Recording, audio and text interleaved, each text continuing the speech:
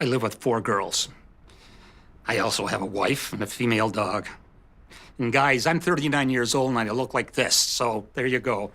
But anyway, any of them got into trouble, the other 3 would be there for them all the time. You mess with one, you mess with us all, and... Yeah, there was one time I was afraid for myself.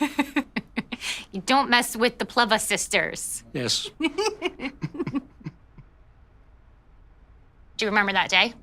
Mm-hmm. And it was December 5th, and you and I were home, and Dr. Ashkari called me, and I grabbed the phone from the kitchen, and I went into the basement, and I shut the door, and he said, Jamie, it looks like it's gonna be cancer, but we're gonna get it. And I opened the door, and you were standing there, and I said, I'm so sorry. I'm so sorry. And then you yelled at me, and you said, stop apologizing. And then you gave me a hug, and you said everything was gonna be okay, and not to worry about it.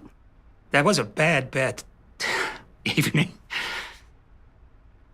Tracy was down in Jersey, and she was admitted to the hospital down there because after 9 years of battling breast cancer, we found out she had pneumonia, and she was not doing well. That was the night that we started our journeys between the 2 daughters all the time. But you and Mom went back and forth, and neither of us were ever alone. And that's what matters. We had no choice. No, you have a choice. We wanted to be there and we wanted to do it. I mean, whatever. You did so much for me that most fathers will never have to do or go through. You gave me shots. You gave me my medicine. You didn't have to hold my hair. I was bald back when I puked. Oh, yeah. You took me to the hospital to have my eggs retrieved. That was a very surreal day.